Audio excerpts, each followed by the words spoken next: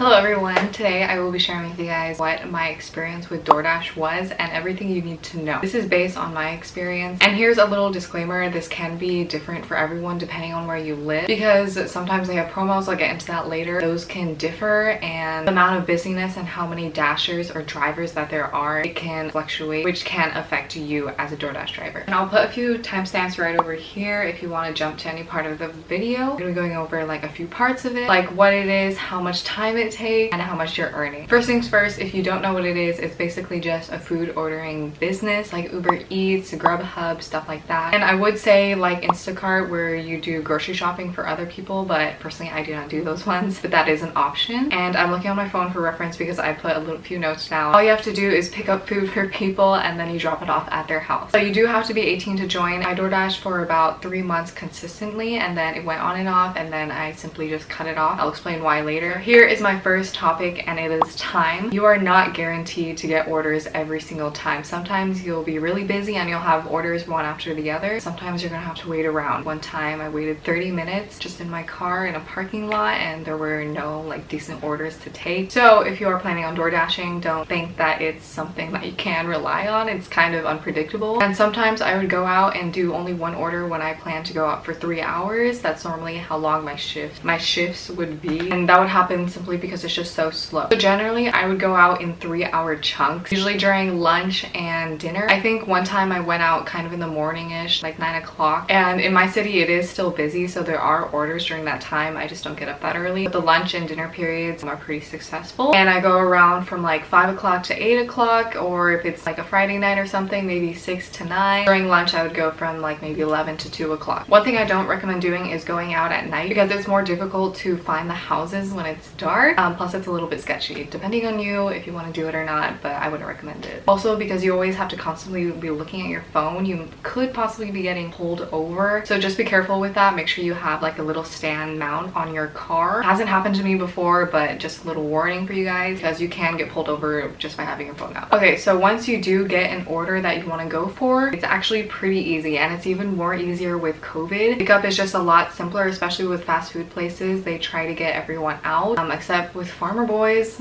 That restaurant, no. There are a few restaurants you have to watch out for if they're like super busy and packed, because that has happened to me before and it has taken me way too long and was not worth it. Otherwise, most of the orders that you're going to be getting will simply already be ready for you, unless the order was just placed. But customers can like order ahead of time and make sure that they can get their order for a certain time. Sometimes it'll be ready for you, most of the time. But again, just watch out for those specific restaurants. And then all you have to do is make sure that all the stuff is there. Most of the time it is. On my first run, I forgot like one kid's drink. Because of that, they do rate you lower a little bit. But after that, I never forgot anything else. Now, there is a different way of getting the food. It is through red card orders. Those ones, depending on if you think it's worth it, those ones take up more time, because you actually have to go in there and order it for them, wait for the food, and then deliver it. And then you just pay with the little DoorDash card that they give you, which has prepaid money onto it. Yeah, so getting the food, it should be a pretty simple process. One thing I would say is don't try pushing your way through the line. If there's a lot of people and they're kind of busy and hectic, don't just go up to workers that are really busy and like demand your order right now. Like, you need to wait a little, okay? Sometimes that happens. I've seen it before. On to the next topic. It's actually dropping off the food. So this part is also pretty easy. Again, it's even simpler with COVID, because now they give you the option to leave it at the door. So all you have to do is literally just leave it there. I would take a picture of it so that you have proof and so that the customer knows that it was delivered. Customers can trick you sometimes and report to DoorDash that you didn't drop off their order when you did. One thing that I would say that is kind of difficult is finding parking. Sometimes that is kind of hard, especially in apartment complexes. And sometimes I've had to drop it off at businesses. I've dropped it off at Joann's, that's an arts and crafts store. I've dropped it off at several medical offices, so it's good to know your city. That's what I would say. I've also dropped it off at a fire department, which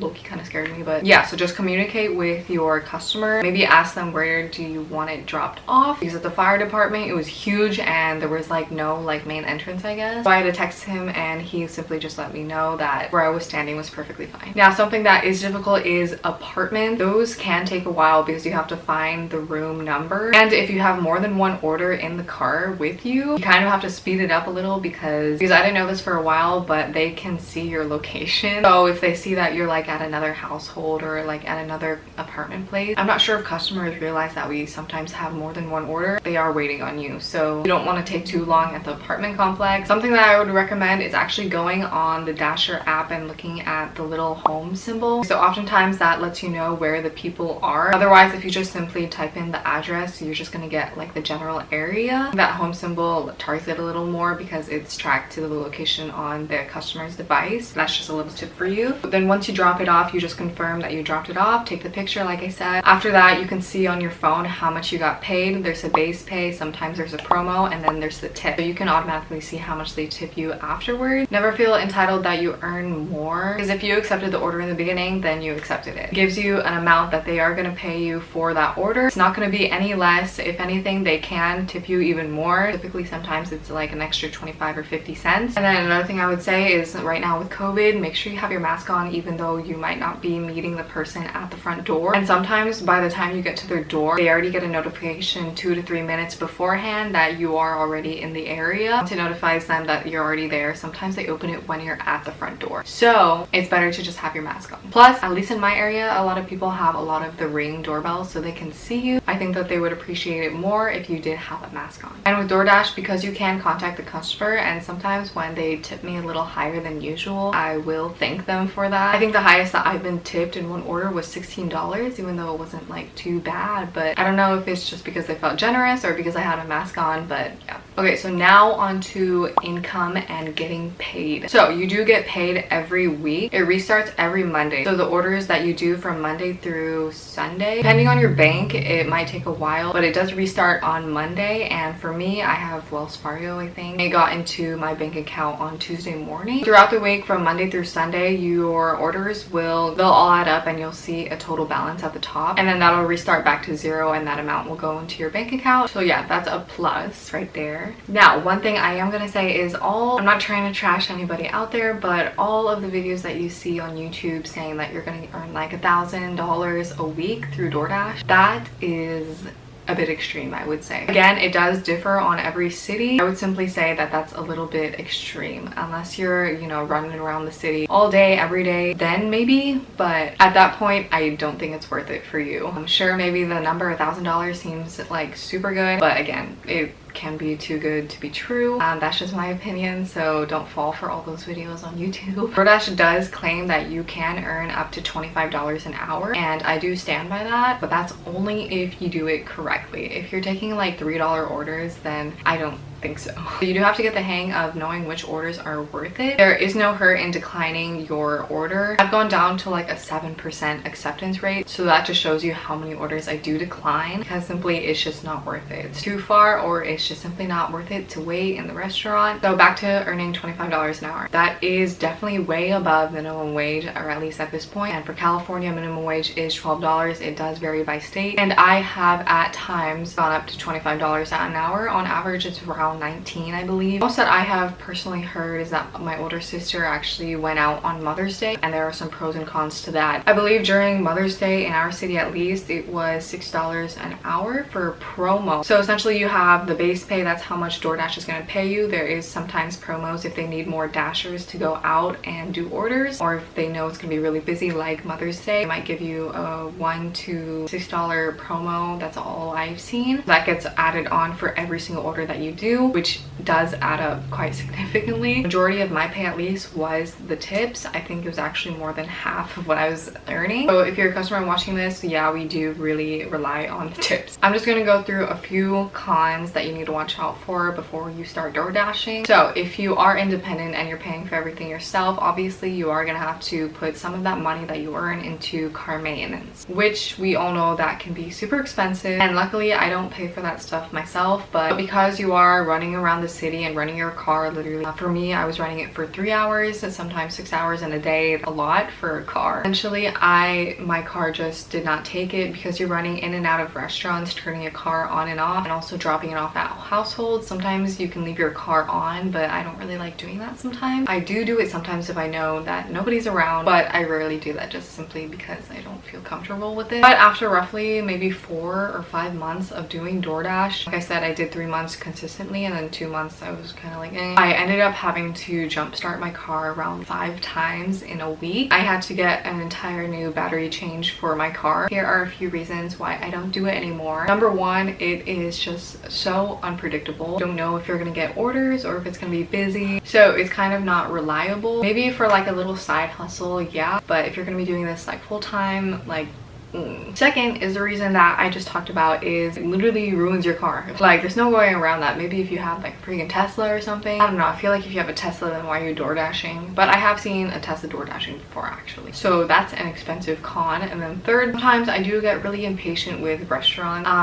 I know that they're busy and all, but sometimes you're kind of just standing there and like you're just like I guess it can be boring. Yes, it is an easy job, not complaining about that, but when you're doing something consistently like over and over again, it can get boring. Another big issue, a main reason why I stopped door dashing, is because my city, I think it got a little bit more popular. So on the Dasher app, when you do want to schedule a time, sometimes you can just go on the app and press dash and just go out whenever you want. With a higher number of drivers and like a lower number of orders, there's not going to be enough orders for all the drivers to fulfill. And so what DoorDash did is they created the schedule system to prevent that from happening. Sometimes you do have to, I guess, book ahead of time your shift, and then you're only allowed to DoorDash between that time. And if it's not busy, you can extend your dash, or sometimes that doesn't let you. So they will simply just kick you off and you just can't dash anymore, just for that time period though. But because more people were door dashing, it became more and more harder for me to find a schedule and to fill in a spot. If anything, there would be like maybe a shift from like 10 to 10:30. You could probably only fulfill like one order within that time frame. For reference again, I did do DoorDash from around April through June, which it's hot, okay? And you bet that I was sweating. One pro is